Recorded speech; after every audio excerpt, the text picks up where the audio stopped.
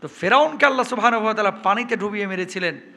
মূসা আলাইহিস সালাতু ওয়াস সালামকে আল্লাহ সুবহানাহু ওয়া তাআলা তার গোত্রীয় লোকদের সাথে একত্রিত করে আল্লাহ সুবহানাহু ওয়া তাআলা সাগরের বুক চিরে আল্লাহ রাব্বুল আলামিন রাস্তা নির্মাণ করে মূসা নবীকে পার করেছিলেন। জোরে বলেন সুবহানাল্লাহ। যে সমস্ত মুআজিজা মূসা নবীকে দিয়ে দেওয়া হয়েছিল আল্লাহ সুবহানাহু ওয়া তাআলা দিয়েছিলেন। বগলের শুভ্রতা, হাত দিলে সাদা আলো বের হতো। আল্লাহু আকবার বলেন। হাতে একটা লাঠি আল্লাহ তাআলা দিয়েছিলেন, এমন লাঠি সাগরের পানির উপরে আঘাত করেছিল, সেই সাগর দ্বিখণ্ডিত করে আল্লাহ সুবহানাহু ওয়া তাআলা একটা রাস্তা না বরং 12টা রাস্তা নির্মাণ করে দিয়েছিলেন। এটা কি এমনি এমনি হয়েছে? মূসা নবীকে সাইজ করার জন্য ফেরাউন সমস্ত রাজ্যের জাদুকরদেরকে বলল যে আমন্ত্রণ জানাইলো আর কি, যে আমার এখানে আসবি, মূসাকে সাইজ করা লাগবে, মূসাকে সাইজ করা লাগবে, আর সাপ টাপ নিয়ে আসিস বেশি করে। তো যত সাপুড়ে ছিল, জাদুকর ছিল, সব একত্রিত হইল। আজকে মূসার একদিন কি আমার একদিন, আজকে মূসারে দেখায় দেব। জাদু দেখার জন্য গোটা অঞ্চলের মানুষগুলো একজন একজন করে আলাদা আলাদা হয়ে, কেউ দলবদ্ধভাবে, কেউ সারিবদ্ধভাবে, ওই যে মাহফিলে মানুষ যায় না, সমাবেশে যায় না, কেউ যাচ্ছে লসিমন নিয়ে, করিমন নিয়ে, কেউ যাচ্ছে বাসে চড়া, কেউ যাচ্ছে গাড়ি নিয়ে, কেউ আবার অটোতে চড়া, আছে না এরকম মনে করেন, তখন তো গাড়ি নাই। বিভিন্ন মাধ্যমে মানুষ কেউ একত্রিত হয়ে, কেউ আলাদাভাবে, কেউ দলগতভাবে আসতেছে। আজকে তোর একদিন কি আমার একদিন, মূসাকে আজকে ফেরাউন সাইজ করবে। এই জাদুকররা, তোদের জাদু দেখানো শুরু কর। মূসা তো থতমত খেয়ে গেছে, আজকে করবো কি, এত বড় বড় জাদুকর, আজকে তো আমি শেষ। আল্লাহ, আমি তো ভয় পাইতেছি। ফোন ছাড়া কিন্তু আল্লাহর সাথে মূসা নবী কথা বলতে পারতো। সুবহানাল্লাহ। আপনার তো কার্ড লাগে, নেটওয়ার্ক লাগে, আবার ফাঁকা জায়গা লাগে, না হলে কিন্তু নেটওয়ার্ক আটকায় যায়। আর মূসা নবী ফোন নাই, মোবাইল নাই, টেলিফোন নাই, ডিরেক্ট আমার আল্লাহর কল দিতে পারতো। সুবহানাল্লাহ বলেন। আর আমার আল্লাহ ডিরেক্ট জবাব দিত। কি পাওয়ার ছিল! আল্লাহু আকবার। আল্লাহ কি করবে এখন, ভয় তো পাইতেছি। এই মূসা, চিন্তা করিস না, আগে শুরুটা করুক। ওরে ভাই, সাপ যখন সারা শুরু করেছে মূসার দিকে, হেউ করে দৌড়াইতেছে। আল্লাহ সুবহানাহু ওয়া তাআলা বলতেছে, মূসা ভয় পাস না, ও মূসা আলকি মূসা, ও মূসা তুই নিক্ষেপ কর তোর লাঠিটাকে। আল্লাহ সুবহানাহু ওয়া তাআলা যখন ইশারা করলেন, মূসা খালি লাঠিটা ফেলছে, অজগর হইয়া এত মোটা হইছে সাপটা, হা করছে মনে করেন, একটা নিঃশ্বাস মারছে, সমস্ত সাপগুলো জাদু করেন ওই নুডলসের মতো সাপের মুখে যায়, অজগরের মুখে যায় ঢুকছে, সব চাপায় খেলাইছে। আল্লাহু আকবার বলেন না। শেষ। জাদুকররা এবার এদিক সেদিকে তাকায়। ফেরাউন কয়, তাকাস কে, কি জাদু করলি? মূসার সাপ দেখি একাই দুমরায় মুসরায় সব খেলাইলো। মানে বাংলাদেশে মানুষ যদি দেখতে বলতো, কি রে, এ কি সাপ নাকি নুডলস খাইতেছে? কথা বুঝেন নাই? যে কি করলি আর কি জাদু দেখাইলি, মূসার আটকালি কেমনে? ও তো ও সাপ তো দেখি সব খেয়ে ফেলাইলো। ফেরাউন বলতেছে, বুঝতেছি, বুঝেছি, তোদের চাইতে মূসা মনে হয় বড় জাদুকর। জাদুকররা বলতেছে, হে ফেরাউন, জাদুর খেলা না রে, খেলা অন্য জায়গায়। ও ফেরাউন, আজকে থেকে আমরা বুঝে গেছি তুই আসলে নকল খোদা, আমাদের আসল খোদা ওই মূসার খোদা, আমরা ঈমান আনিয়ে ফেললাম। বুঝছেন? এবার ফেরাউন বলতেছে, আজ তোর একদিন কা আমার একদিন, নিয়ে এলাম ভাড়া করে আমি, ঈমান আনলি না আমার ওপরে, মূসারে সাইজ করতে পারলি না, আবার ওর উপরে ঈমান আনছস। খেয়াল করেন, মূসা আলাইহিস সালাতু ওয়াস সালামকে আল্লাহ সুবহানাহু ওয়া তাআলা যে লাঠিটা দিয়েছিলেন, এটা সাধারণ কোনো লাঠি ছিল না, এটা ছিল মূসার মুআজিজা, আল্লাহর পক্ষ থেকে মূসা নবীকে যেটা আল্লাহ তাআলা দিয়েছিলেন। সুবহানাল্লাহ। লক্ষাধিক ফেরাউন বাহিনী মূসাকে ধাওয়া করলো। এই আশুরার দিনে 10 তারিখে পেছন থেকে মূসা আলাইহিস সালাতু ওয়াস সালাম ফিরে ফিরে দেখলেন লাখ লাখ সৈন্যবাহিনী বনী ইসরায়েলকে ধাওয়া করেছে। মূসার সঙ্গে আছে 12টা দল বনী ইসরায়েলের। আল্লাহ রাব্বুল আলামিন কি ইশারা করলেন, আল্লাহ, এই যে এত বড় বাহিনী নিয়ে আমাদের পেছনে ধাওয়া করেছে, কিভাবে আমরা পার হব? কয়, মূসা চিন্তা করিস না, সাগরের ধারে যা, যেমনি গিয়েছে আল্লাহ, এত পানি, এই জলসীমা, এই যে জলরাশি, কিভাবে পার হব? আমার কওমকে, আমার গোত্রকে কিভাবে আমি বাঁচাবো? আল্লাহ রাব্বুল আলামিন বললেন, মূসারে, তোর হাতে যে লাঠিটা ছিল এই লাঠি দিয়ে আঘাত কর। লাঠি দিয়ে আঘাত করা হলো, একটা না দুইটা না, 12টা দলের জন্য আল্লাহ রাব্বুল আলামিন 12টা রাস্তা সাগরের বুক চিরে বানিয়ে দিলেন। মুসা আলাইহিস সালাতু ওয়াস সালাম আশুরার দিনে যখন পার হয়ে গেলেন 10ই মুহররম, পার হয়ে যাওয়ার পরে ফেরাউন বলতেছে মুসার জাদু তো ভালোই কাজে লাগছে মায়েরি, সাগরের বুক ছেড়ে রাস্তা বানাইতে পারে মুসা, দেখি ওর রাস্তা দিয়ে ওর আজকে খাইছি। ফেরাউন তার দল ফল নিয়ে এবার বাইরে হয়েছে, হাঁটা দে দৌড়ান দে সাগরের মাঝ দিয়ে। মুসা আলাইহিস সালাতু ওয়াস সালাম যখন ওপারে চলে গিয়েছেন, ফেরাউন মাঝখানে গিয়েছে, অমনি আল্লাহ রাব্বুল আলামিন জলরাশিগুলোকে মিলাই দিলেন। ফেরাউন এবার হাবুডুবু খায় আর বলে, ওই মুসার আল্লাহ, এখন বিশ্বাস করছি, আল্লাহ তুমি আমারও মাফ করে দাও, যা করছি ভুল করছে। আল্লাহ বলছে আল এখন তুই ঈমান আনস, বদমাশের ঘরের বদমাশ, আর সুযোগ দেওয়া হবে না, ঠুইসে মেরে লাইছে। আল্লাহু আকবার বলেন না। এখন তুই এখন ইতে পড়ছে না, বাড়ে পড়ছে না, এখন বলতেছে আমি ঈমান আনতেছি, কাজ হবে। প্রিয় ভাইরা আমার, এই সমাজের কিছু মানুষ আছে এরকম, কেমন জানেন, যখন সুখে থাকে হুজুরদেরকে পাশ দেয়, সুখে থাকলে ইসলাম নিয়ে কটাক্ষ করে, সুখে থাকলে নবীর দুশ্মনী করে, সুখে থাকলে নবীকে গালমন্দ করে, আর যখন একটু বিপদে পড়ে ঢাকা মেডিকেলে ভর্তি হয় তখন বলে আল্লাহরও মানে, আল্লাহর নবীরও মানে, সবাইরে মানে, হুজুর একটু দোয়া করেন যেন আল্লাহ আমারে সুস্থ করে দেয়। এই সমস্ত জালেমগুলো ফেরাউনের মতো আল্লাহর আদালতে দাঁড়াবে, ঠিক কিনা? প্রিয় ভাইরা আমার, নবীকে যেই গালি দেখ না কেন, নবীকে যেই সমালোচনা করুক না কেন, ইহুদি খ্রিস্টান হিন্দু তার স্বাধীনতা আছে, সে তার ধর্ম পালন করবে। কিন্তু কোনো মুসলমানের বাচ্চা যখন তার সামনে কোনো মুসলমান অথবা কোনো অমুসলিম আমার নবীকে, আমার আল্লাহকে কটাক্ষ করবে, চুপ করে কোনো মুসলমান বসে থাকতে পারে না, প্রতিবাদ করবে, তার ব্যাপারে ঘৃণা পেশ করবে, ঠিক কিনা? যেই করুক, যখনই করুক, নবীজি সাল্লাল্লাহু আলাইহি ওয়াসাল্লামের সম্মান ইজ্জত রক্ষা করা এটা আপনার আমার জরুরি। পার হয়ে গেছে। শুনেন, বনি ইসরাইল ভাই আগে থেকেই কিন্তু একটু বিখাউজ মার্খা, 12টা দল নিয়ে পার হয়েছে না সাগর। শুনেন, আপনারা হয়তো অনেকে গিয়েছেন ওই যে মাদায়ানের সালে, মাঝখানে একটা সাগর, ওই পারে মিশরের আলেকজান্দ্রিয়া, আর এপারে হচ্ছে সৌদি আরবের বর্ডার। আমি গিয়েছি ওই এলাকায়, মদিনা থেকে প্রায় 800 কিলোমিটার দূরে। তো মুসা নবী যখন সাগরের এই পারে চলে আসলো, এই যে দৌড়াইছে এতক্ষণ বনি ইসরায়েলের এই লোকগুলোর এখন পিপাসা লাগছে, তো বলতেছে মুসা, ফেরাউন মরছে মানলাম, শত্রু নাই, আল্লাহ পানি মিলাই দিছে, পিপাসা যে লাগছে, এই সাগরের লোনা পানি তো খাইতে পারতেছি না, তো কি করতে হবে? কয় তোমার আল্লাহরে কল দাও, আল্লাহরে বলো পানির ব্যবস্থা করতে। বুঝলেন? মুসা বলতেছে আল্লাহ পানি তো খাইতে চাই, পিপাসা লাগছে, কি করব? হাতে লাঠি আছে না, দে বাড়ি মাটির উপরে। দিছে, মুসা নবী মাটির উপরে লাঠি দিয়ে একটা বাড়ি, অমনি আল্লাহ সুবহানাহু ওয়া তাআলা একটা ঝর্ণা বের করে দিয়েছেন। এবার মুসা আলাইহিস সালাতু ওয়াস সালাম বলতেছে, ওই কওমের লোকেরা, এই যে পানি বাইর হচ্ছে এখান থেকে মিঠা পানি খা, মিষ্টি পানি। আল্লাহু আকবার বলেন। 12টা দল ছিল বনি ইসরাইল, কত পদ খাসলতের দেখেন। কয় মুসা, দল আছে 12টা, পানির ঝর্ণায় 1 টাকা। কয় কে? এক ঝর্ণার পানি কি 1 গ্লাস? না, এখান থেকে তো শত শত গ্লাস পানি বাইর হচ্ছে। কয় 12টা দলের লেগে 12টা ঝর্ণা বাইর করো তোমার আল্লাহরে কইয়া। আচ্ছা, মায়ের কি ওপরে দেওয়া দরকার না নিচে? জোরে খন। কাঁচা কঞ্চি দিয়ে যদি লুঙ্গিটা তুলে কতক্ষণ বাড়ানো যাইতো? বদমাশের একটা লিমিট থাকা দরকার। চৌধুরী বংশের লোক যেই ঝর্ণা থেকে পানি খাবে, যেই কল থেকে পানি খাবে, খান বংশের লোক আমরা এই কলে মুখই লাগাবো না, তার মানে চরিত্র খারাপ, ঠিক কেনা? প্রিয় ভাইরা আমার, মুসা বলতেছে আল্লাহ পড়লাম বিপদে, কি কি পানি যে খাইতে যাচ্ছে, এখন এক গোত্র আর এক গোত্রের ঝর্ণায় মুখ লাগাবে না। আল্লাহ বলতেছে মুসা চিন্তা করিস না, যা, তোর গোত্র যেহেতু এরকমই সাইজ, আমি পরে করব, সমস্যা নাই, আগে পানিটা খাওয়াই লই। কয় মুসা লাঠি দিয়ে আরেকটা বাড়িটা দিছে, এবার 12টা ঝর্ণা বাইর হয়ে গেছে। ফামবাজাসাত মিনহু সানাতা আশারাতা আইনা। আল্লাহু আকবার। আল্লাহ সুবহানাহু ওয়া তাআলা পবিত্র কোরআনুল কারীমে সূরা বাকারার মধ্যে বলছে, আল্লাহ সুবহানাহু ওয়া তাআলা 12টা ঝর্ণা সেখান দিয়ে বের করে দিয়েছেন। আমরা গিয়েছিলাম সেখানে, যাওয়ার পরে এখনো এই মানে মরুভূমির মধ্যে বালুর নিচ থেকে পানি ওঠে। সৌদি আরবের এরা বলে যে এটাই সেই ঝর্ণা। অনেকে বিশ্বাস করে, অনেকে বিশ্বাস করে না। তবে পানিটা মরুভূমির মধ্যে থেকে বের হচ্ছে। আল্লাহ সুবহানাহু ওয়া তাআলা এখন আলামত রেখে দিয়েছেন।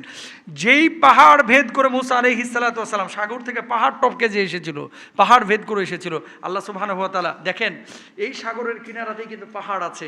ওই যে লাঠি আঘাত করেছিল না, এমন পাওয়ার, সাগরের মাঝ দিয়ে তো রাস্তা হয়েছে, সাগরের কিনারায় যে পাথরের পাহাড় ছিল, এই পাহাড়, পাথরের পাহাড় পর্যন্ত ফেটে গিয়েছিল।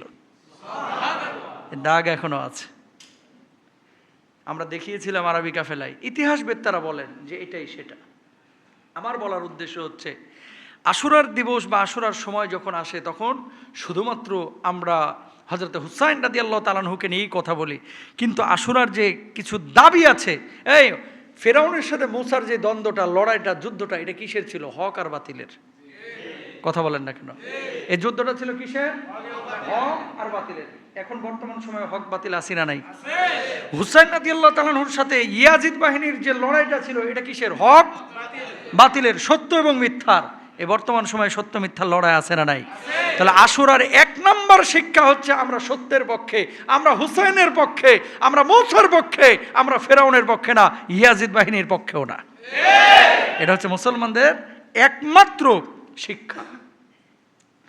প্রিয় ভাইরা আমার, শিক্ষা নিতে হবে যে হক যারা, যারা সত্য কথা বলে, যারা সত্য পথে চলে, যারা সত্য পথ অবলম্বন করে, উপায় অবলম্বন করে চলে, এই সমস্ত মানুষকে সঙ্গ দিতে হবে, তাদেরকে স্বীকৃতি দিতে হবে। যে সমস্ত মানুষগুলো চুরি করে, ডাকাতি করে, আরেকজনের কাছে প্রশ্ন ফাঁস করে টাকা উপার্জন করে, এদের সঙ্গ দেওয়া যাবে না। মহরমের শিক্ষা হচ্ছে হালাল উপার্জন। মহরমের শিক্ষা হচ্ছে বাতিলের সামনে মাথা নত করা না করা। মহরমের শিক্ষা হচ্ছে বাতিলের সাথে কখনো আপোষ না করা। মহরমের শিক্ষা হচ্ছে বুক ফুলিয়ে জালেমের সামনে কথা বলা। মহরমের শিক্ষা হচ্ছে সত্য গোপন না করা। কি বলবো, কোথায় কথা বলতেছি খেয়াল করেন। বাংলাদেশে আজকে কত কথা, কত আলোচনা, কোটা নিয়ে কথা হচ্ছে। কথা হচ্ছে এই যে কয়েকদিন আগে হযরতুল আল্লামা আবেদ আলী, এটা ধরছে কিনা দেখেন। মহরম মাস চলতেছে। একজন মানুষ বেঁচে থাকার জন্য কোথায় যাচ্ছে আমরা, কত টাকার প্রয়োজন, বেঁচে থাকার জন্য কত টাকার প্রয়োজন। ড্রাইভার যদি 100 কোটি টাকার মালিক হয়ে যায়, এর সার কত কোটি কামাইছে। বলার একটা উদ্দেশ্য আছে, মহরমের শিক্ষা যেহেতু হক বাতিলের শিক্ষা, বাতিলের সামনে মাথা নত না করা। এই মসজিদে অনেক জুতা চোর আছে না নাই? অনেকের জুতা চুরি হয়। ওই আমার একজন ইউটিউবার ভাই কয়, হুজুর 6,500 টাকা দিয়ে জুতা কিনছিলাম ব্র্যান্ডের, নিয়ে সেখানে রাখছি, এও নিয়ে গেছে। কথা বুঝছেন? তো আমার কথা হচ্ছে, যেটা জুতা চুরি করতে আসছে এটা কিন্তু এখন টুপি লাগাই আইছে। ও আইছে কিন্তু টুপি লাগায়, ভাবসাব এরকম বড় মুসল্লি, বড় নামাজি, বড় মুত্তাকি, বড় পরেজগার, জুতা চুরি করার নিয়তে মুসল্লির ভান করেছে। আবেদ আলীর যতগুলো ছবি ফেসবুকে ভাইরাল হয়েছে, ছড়াইছে, দেখবেন, খেয়াল করেন। হ্যাঁ, নামাজের ছবিটা দিছে, স্টিয়ারিং এর সামনে নামাজ পড়তেছে, এটা দিছে, সমুদ্র সৈকতে নামাজ পড়তেছে, এটা দিছে, দান করতেছে, এটা দিছে। বাপরে বাপ, নদীর ধারে দাঁড়ায় দাঁড়ায় তুষকের উপরে নামাজ পড়তেছে। কি আল্লাহওয়ালা, ওইদিকে যে হাত মারতেছে খালি হারামের উপরে। কথা বলেন ঠিক কিনা? ও মুসলমান, আপনাকে একটা কথা বলি, আপনি যত বড় মসজিদেরই মুসল্লি হন না কেন, সামনের কাতারে নামাজ পড়েন, যতবার হাজি হন না কেন, যতবার উমরাই করেন না কেন, আল্লাহর কসম করে বলছি, এরকম হারাম খাবেন, প্রশ্ন ফাঁস করবেন, সরকারি সম্পদ লুটপাট করবেন, দেশের সম্পদ লুটপাট করবেন, মানুষের হক নষ্ট করবেন, মানুষের সম্পদ চুরি করে খাবেন, আরেকজনের আড়ি ঠেলে জমি দখল করবেন, আল্লাহর কসম 36 বার হজ করলে আল্লাহর জান্নাতে যাবেন না। এত সোজা না মুরব্বী আল্লাহর জান্নাত। মনে করে যে আরাম তো খাইতেছি, ওই দিক দিয়ে নামাজ পড়ে আল্লাহর একটা বুঝ দিয়ে নেব, তোমার চাইতে আল্লাহ কম বুঝে না। সুতরাং এই আবিদ আলীর মতো এক আবিদ আলী ধরা খেয়েছে বাংলার জমিনে, চিপা চাপাই লাখ লাখ আবিদ আলী পড়ে রয়েছে। যারা চুরি করতেছে, বাটপারি করতেছে, মানুষের হক নিয়ে খেলা করতেছে। বলার একটা উদ্দেশ্য আছে, মহরমের শিক্ষা কি? বাতিলের সামনে মাথা নত না করা। মহরমের শিক্ষা কি? হক পথ অবলম্বন করা। মহরমের শিক্ষা কি? হারামের সাথে না জড়ানো। মহরমের শিক্ষা কি? ধর্মীয় লিবাসে ভণ্ডামি না করা। সারা জীবন নামাজ পড়ে নাই, ভোট আইছে এখন নামাজ ছাড়ে না। সারা জীবন নামাজ পড়ে নাই, অসুস্থ হয়েছে এখন আল্লাহরে হাজিরা দিতেছে। ঠিক আছে, অসুস্থ হয়েছেন এখন আল্লাহরে হাজিরা দিচ্ছেন, ভালো কথা। সুস্থ হলেও যেন নামাজটা থাকে। কি শুরু হয়েছে? আল্লাহ সুবহানাহু ওয়া তাআলা পবিত্র কোরআনুল কারীমে কি বলছে? ইয়া আইয়ুহাল্লাযীনা আমানু লা তাকুলু আমওয়ালাকুম বাইনাকুম বিল বাতিল। হারাম খায়েন না, হারাম খায়েন না। এই কষ্ট নিয়েন না। 200 কোটি টাকা আপনি রেখে গেলেন দুনিয়াতে, যাবেন কিন্তু 3টা কাফনের কাপড় নিয়েই। আপনার কি পকেট আছে কাফনের? এই টাকাগুলো খাবে কেডা? আপনার ছেলে খাবে কে? আপনার নাতি নাতনি খাবে কে? 4 পুরুষ পরে আপনি 200 কোটি রেখে গেছেন, এমন ব্যক্তি খাবে যে আপনার নামও জানে না। চ্যালেঞ্জ করলাম, এখানে আপনার দাদার বাপের বাপের বাপের নাম কেউ জানে না, হয়তো বা 2-1 জন হয়তো পারে, জানেননি?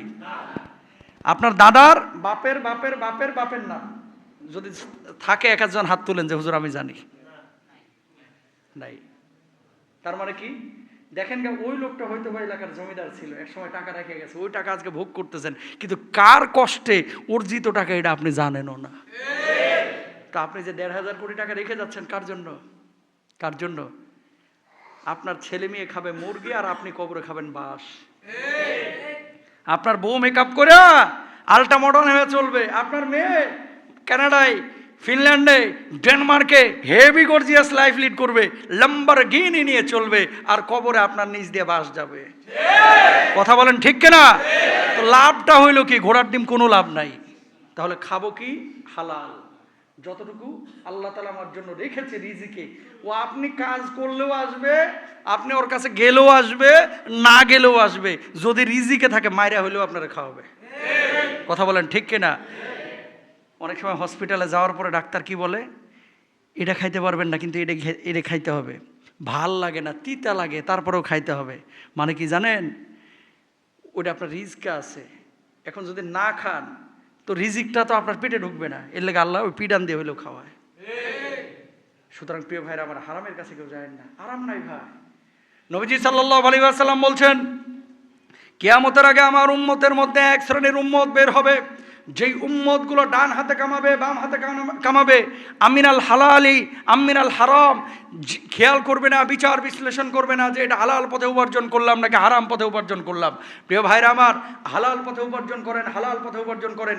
প্রশ্ন ফাঁস করে, ঘুষ নিয়ে, আরেকজন অন্যায়ভাবে চাকরি করে এই সমস্ত জিনিস উপার্জন করে কখনো ভালো থাকা যায় না। হারাম যেদিন থেকে অর্জন করবেন সেদিন থেকে সুখ শেষ হয়ে যাবে। খেয়াল করেন, এই যে প্রশ্নগুলো যারা ফাঁস করেছে, আপনার আমার সন্তানের, ভাইয়ের, বোনের, আত্মীয় স্বজনের হক নষ্ট করেছে। অনেক মেধাবী আছে যারা এই প্রশ্ন ফাঁসের কারণে চাকরি পায় না। কতটা গুনাহ করেছে? 1 নাম্বার, প্রশ্ন ফাঁস করে সে আরেকজনের মেধাবীর হক মেরেছে, এটা গুনাহ হলো। আর হক কুল ইবাদের গুনাহ আল্লাহ মাফ করে? একদিন নামাজ পড়েন না, আল্লাহ চাইলে মাফ করবে। একটা রোজা করেন না, আল্লাহ চাইলে মাফ করবে। হজ করলেন না, 1 বছর পর বছর করলেন, আল্লাহ চাইলে মাফ করে দিবে। আল্লাহর কসম করে বলছি ভাই, আরেকজনের হক নষ্ট করবেন, আল্লাহ আপনার কখনো ক্ষমা করবে না। ক্ষমা পাওয়ার একটাই উপায় কি? যার হক নষ্ট করেছো তারে বোঝায় দাও। লজ্জা লাগে। আমি বলতে চাই, মিডিয়া অনেকে আছে, আপনারাও আছেন, আত্মীয় স্বজন যদি থাকে একটু বললেন যে বাবা প্রশ্ন কিনছি, ওই চাকরি এখন ছাইড়া দে, হুজুর বলছে যাইজি নাই তোর জন্য করা। কথা বুঝছেন? রিক্সা চালায় খা, তারপরেও এই প্রশ্ন ফাঁস করিয়া, ঘুষ নিয়ে আরেকজনের হক মাইরা এরকম কোনো অ্যাটিটিউড, এরকম কোনো আচরণ করিস না। প্রিয় ভাইরা আমার, কখনো যাবেন না ওইদিকে, ওই পথে। ঘুষ দিব না, ঘুষ নিব না, হারামের ধারে কাছে যাব না। জোরে সোরে বলেন একবার ইনশাল্লাহ। তাহলে মুহররমের শিক্ষা কি? বাতিলের সামনে মাথা নত না করা। আশুরার যে দিবসটা 10ই মুহররম, এই দিনে হযরত হুসাইন রাদিয়াল্লাহু তাআলা আনহু শাহাদাতের অমীয় সুধা পান করেছিলেন। প্রিয় ভাইরা আমার, হাসান এবং হুসাইনকে রাসূল আকরাম সাল্লাল্লাহু আলাইহি ওয়াসাল্লাম বলছেন, এরা দুজন হচ্ছে আমার 2টি ফুল। হযরত হাসান রাদিয়াল্লাহু তাআলা আনহুর চেহারাটা নবীজির চেহারার সাথে মিলত। নবীজির এই কলিজার টুকরা সাহাবী যখন শাহাদাতে কারবালার ঘটনা ঘটে, যখন কারবালার ময়দানে পৌঁছেছিলেন, বারবার তিনি হকের পথে ছিলেন এবং হকের আওয়াজে উচ্চারণ করেছিলেন। কিন্তু ইয়াজিদ বাহিনী, সীমাররা তার সে আওয়াজকে বুলন্দ করে নাই, সম্মান করে নাই। তাকে হত্যা করে, শহীদ করে এটাকে শেষ করে দিতে চেয়েছিল, নিভিয়ে দিতে চেয়েছিল। পারে নাই ভাই। তারা শাহাদাতের অমীয় সুধা পান করেছেন। আল্লাহ সুবহানাহু ওয়া তাআলা আহলে বাইতদের প্রতি ভালোবাসা মানুষের কলিজায় কলিজায় ঢুকিয়ে দিয়েছেন। প্রমাণ নেন। ইয়াজিদের জন্য, সীমারের জন্য এখানে একজন মানুষকে আজকে দোয়া করবেন? দোয়া করবেন কার জন্য? হুসাইনের জন্য। হুসাইনের জন্য মানুষ চোখের পানি ফেলে কাঁদে, ইয়াজিদের জন্য কেউ কাঁদে না। সীমারের জন্য কেউ কাঁদে না। পাপ যে বাপেরও ছাড়ে না। দেখেন হুসাইন রাদিয়াল্লাহু তাআলা আনহু যখন শহীদ হইলেন, ওনার মাথাটাকে নিয়ে গিয়া দামেস্কের রাজপ্রাসাদে ঝুলায় রাখে, এলাকার মধ্যে ঝুলায় রাখে। সাহাবী বলে, এই নবীজির সাহাবীর এই কলিজার টুকরার এই মাথাটা নিয়ে বেয়াদবি করিস না, খবরদার। আমি নিজে দেখেছি নবীজি ওই মাথাটার উপরে চুমু দিয়েছে, ওই কপালটার উপরে চুমু দিয়েছে, ওই কানটার উপরে চুমু দিয়েছে। যেই কানে, যেই কপালে, যেই চোখে, যেই মুখে আমার পেয়ারা হাবিব সাল্লাল্লাহু আলাইহি ওয়াসাল্লামের ঠোঁট মোবারক পড়েছে, সেটার সাথে তোরা বেয়াদবি করিস না। এই জালেমরা সেই কথাগুলো কর্ণপাত করে নাই। মাত্র কয়েক বছরের ব্যবধানে ঠিক যেইভাবে হুসাইন রাদিয়াল্লাহু তাআলা আনহুকে জবাই করেছিল, এই বদমাশগুলোকে সেইভাবে জবাই করে দুনিয়া থেকে বিদায় করে দেওয়া হয়েছে। আল্লাহু আকবার বলেন না। বেয়াদবি করেছিল। হত্যার পরে এই সীমারের মতো জালেম যেগুলো ছিল, কারো কারো মাথা তারাও এরকম ঝুলিয়ে রেখেছিল, এইরকম জানলার পাশে রেখে দিয়েছিল। দেখা গিয়েছিল যে সাপ এসে, চিকন চিকন সাপ, আর কান দিয়ে নাক দিয়ে সাপ ঢুকেছে আর আরেক দিক দিয়ে বের হয়েছে। ইতিহাসবিদরা এমন কথা বলে, ইতিহাসবিদরা এই জালেমদের পরিণত হয়েছিল এরকম। হুসাইন রাদিয়াল্লাহু তাআলা আনহুকে আল্লাহ সুবহানাহু ওয়া তাআলা জান্নাতে তো দাখিল করবেনই, যেহেতু শহীদ হয়েছেন। আল্লাহর নবী সাল্লাল্লাহু আলাইহি ওয়াসাল্লাম বলছেন, আল হাসানু ওয়াল হুসাইনু সাইয়্যিদা শাবাবি আহলিল জান্নাহ। আমার হাসান এবং হুসাইন জান্নাতে যুবকদের সর্দার হবে। পেয়ারা হাবিব সাল্লাল্লাহু আলাইহি ওয়াসাল্লাম এত ভালোবাসতেন, অথচ এই হাসান হুসাইনকে যারা শহীদ করেছে, এরা আসলেই প্রশংসা পাওয়া তো দূরের কথা, দোয়া পাওয়া তো দূরের কথা, এদেরকে ধিক শতধিক থুতু নিক্ষেপ করার যোগ্য এরা, ঠিক কিনা? প্রিয় হাবিব সাল্লাল্লাহু আলাইহি ওয়াসাল্লামের প্রিয় নাতি হযরত হুসাইন রাদিয়াল্লাহু তাআলা আনহুকে আল্লাহ সুবহানাহু ওয়া তাআলা শাহাদাতে উঁচু মাকাম দান করুন। সবাই বলেন আমিন। তো যেখান থেকে কথাটা আসলো মুহররম মাসে, তাহলে আমরা আমল করব মূলত কয়টা? আমল করব হচ্ছে বিশেষভাবে দুইটা। এক নম্বর হচ্ছে রোজা রাখা, দুই নম্বর হচ্ছে আল্লাহ রাসূল সাল্লাল্লাহু আলাইহি ওয়াসাল্লামের একটি হাদিস রয়েছে, সে হাদিসটি হচ্ছে বেশি বেশি তওবা করা। নবীজি সাল্লাল্লাহু আলাইহি ওয়াসাল্লাম হযরত আবু হুরায়রা রাদিয়াল্লাহু তাআলা আনহু থেকে বর্ণিত, তিনি বলেন, আল্লাহর হাবিব সাল্লাল্লাহু আলাইহি ওয়াসাল্লাম বলেছেন, রমজানের রোজার পর সর্বোত্তম রোজা হচ্ছে আল্লাহর মাস মুহররমের রোজা, আর রোজারত অবস্থায় তওবা কবুল হয়। সুতরাং বেশি বেশি আপনারা তওবা ইস্তেগফার করবেন, আল্লাহর কাছে ক্ষমা চাইবেন। যদি প্রশ্ন করেন যে হুজুর আশুরার রাত্রে কোনো নামাজ আছে কিনা, স্পেসিফিক কোনো নামাজ নাই। হুজুর কত রাকাত নামাজ পড়বো 10ই মুহররম রাত্রে, স্পেসিফিক কোনো রাকাতের নামাজ নাই। হুজুর কি কি কাজ করব, স্পেসিফিক যদি বলেন তাহলে রোজা রাখা ছাড়া আপনার কোনো কাজ নাই, আলাদা কোনো কাজ নাই। হুজুর কোন সূরা দিয়ে নামাজ পড়বো, আলাদা কোনো সূরা নাই যে মুহররমের রাত্রে এইভাবে নামাজ আদায় করতে হবে। রোজার কথাই সহিহ সনদে হাদিসের মধ্যে এসেছে। প্রিয় ভাইরা আমার, করণীয় কাজ কি আমরা পেলাম। এবার আসেন বর্জনীয় দিক। মুহররমে আশুরার দিনে আমাদের কিছু ভাইয়েরা আছে পুরন ঢাকা থেকে মিছিল বের করে, তাজিয়া মিছিল, এবং মিছিলটা বাইর করার পরে মাতম পেশ করে, হাই হাসান হাই হুসাইন বলে শিকল দিয়ে ছুরি দিয়ে পিঠে আঘাত করে রক্ত বের করে, এবং এটাকে তারা বলছে বা বলে যে হযরত হুসাইন রাদিয়াল্লাহু তাআলা আনহুর শাহাদাতের সময় যেহেতু রক্ত বের হয়েছিল, তাই আমরা শরীরের রক্ত বের করে আমরা তার প্রতি সমবেদনা জ্ঞাপন করছি। সম্পূর্ণ শরিয়া বিরোধী, ইসলাম বিরোধী একটা কাজ। শোনেন, হযরত হুসাইন রাদিয়াল্লাহু তাআলা আনহুর যেমন সম্মান ইজ্জত আছে, আবু বকরের সম্মান আছে না নাই? ওমরের সম্মান আছে না নাই? হানজালার সম্মান আছে না নাই? তো হুসাইন রাদিয়াল্লাহু তাআলা আনহুকে জবাই করা হয়েছিল, আবু বকর রাদিয়াল্লাহু তাআলা আনহুকে শহীদ করা হয়েছে, উমরকে ওসমানকে শহীদ করা হয়েছে। তো ওনারাও তো শহীদ হয়েছে, রক্ত ঝরাইছিল।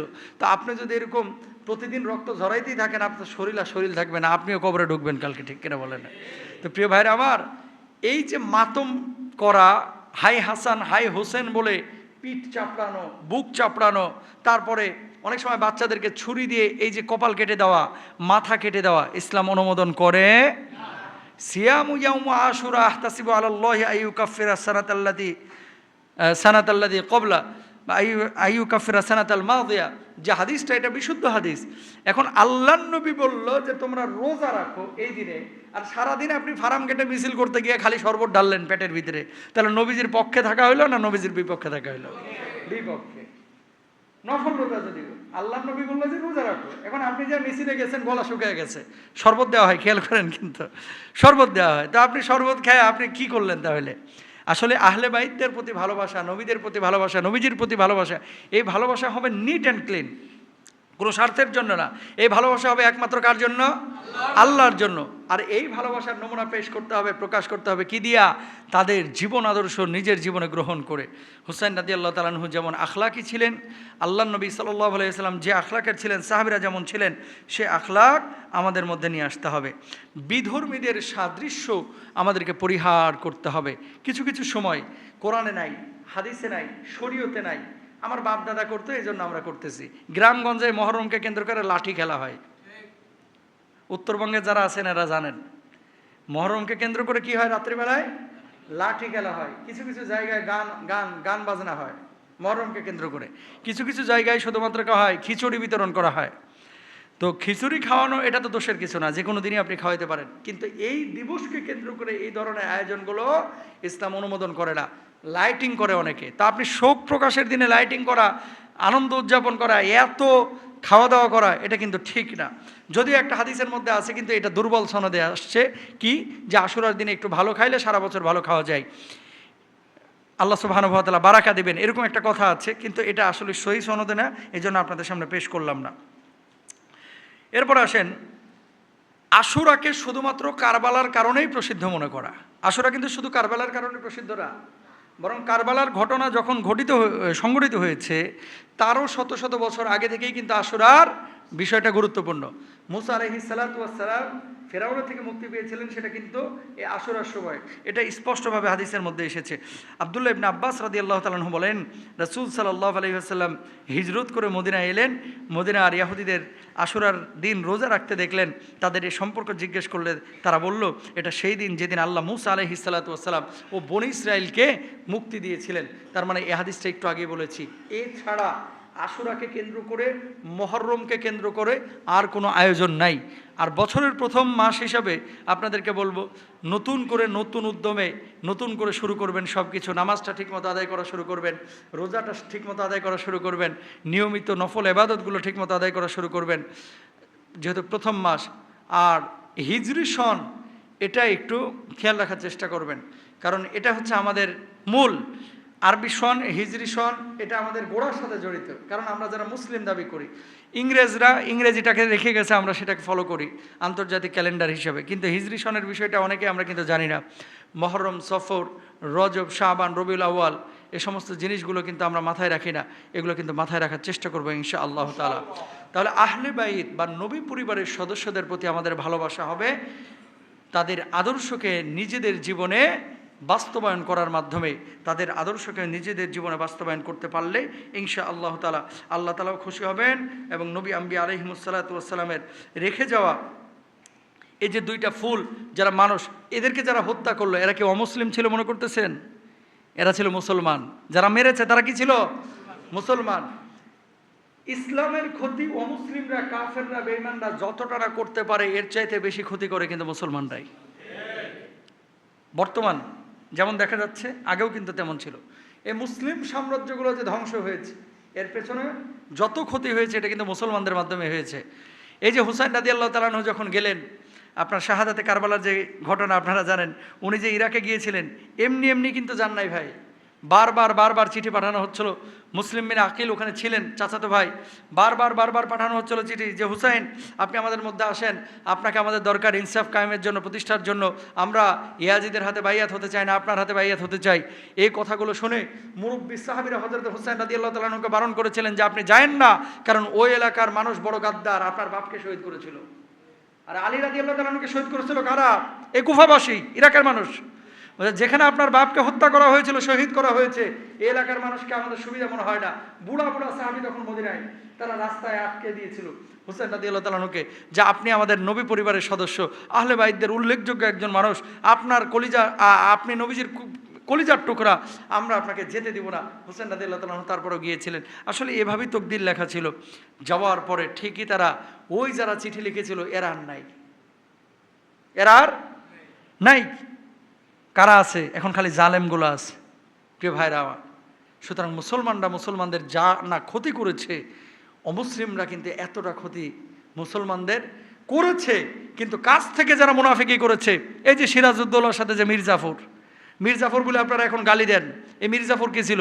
হিন্দু না মুসলমান? মুসলমান। গাদ্দারিটা কে করেছিল? পাশের মানুষটাই করেছিল। তা আপনার বড় বড় ক্ষতিগুলো দূরের মানুষ এসে করে যায় না, উত্তরের মানুষ করে যায় না, আপনার বাড়ির মানুষগুলোই বেশি করে, আপনার মহল্লার মানুষগুলোই বেশি করে, ঠিক না? এই জন্য হুসাইন রাদিয়াল্লাহু তাআলা আনহু যাওয়ার পর আর কাউকে পাওয়া গেল না। এরকম গাদ্দারি মানসিকতা আমাদের পরিহার করতে হবে, ইনশাআল্লাহ বলেন। খুবই সুন্দর করে বলেছিলেন, মুঝে কো ফওয়ালো মুসাফির না সমঝো, मैं आया नहीं हूँ बुलाया गया हूँ, मुझे को फवालो मुसाफिर न समझो, मैं आया नहीं हूँ बुलाया गया हूँ, कि मेहमा बना कर सताया गया हूँ, मैं रोया नहीं हूँ रुलाया गया हूँ, खुदा जाने कैसी है ये मेज़बानी, 72 प्यासों कहे बंदे पानी, खुदा जाने कैसे है ये मेज़बानी, 72 प्यासों कहे बंदे पानी, मुक़द्दर में है हम ज़े कौसर का पीना, मैं प्यासा नहीं हूँ पिलाया गया हूँ, झुका था जो सरबार गाहे खुदा में, वही सर कलम हो गया करबला में, झुका था जो सरबार गाहे खुदा में, वही सर कलम हो गया करबला में, शहादत की मंजिल को पाया है मैंने, मैं मुर्दा नहीं हूँ जिलाया गया हो, मुझे को फवालो मुसाफिर न समझो, मैं आया नहीं हो बुलाया गया हो, कि मेहमा बना कर सताया गया हो, मैं रोया नहीं हो रुलाया गया हो। আল্লাহু আকবার বলেন। হুসাইন রাদিয়াল্লাহু তাআলা আনহু কি বলতেছে, কবি চমৎকার করে এখানে বলেছেন যে আমি তো যাই নাই, আমাকে জোর করে নেওয়া হয়েছে, আমি তো কাঁদি নাই, আমাকে কাঁদানো হয়েছে। আহা কি মারাত্মক কথা!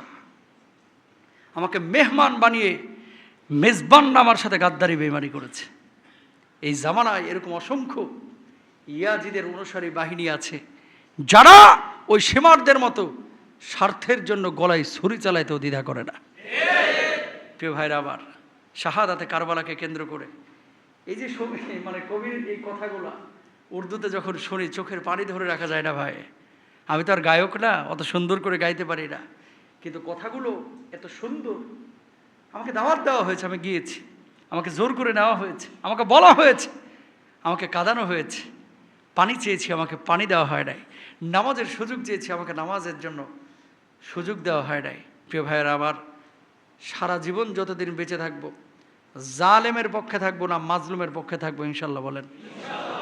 আরো জোরে বলেন। আল্লাহ তাআলা বোঝার তৌফিক দান করুন, বলুন আমিন।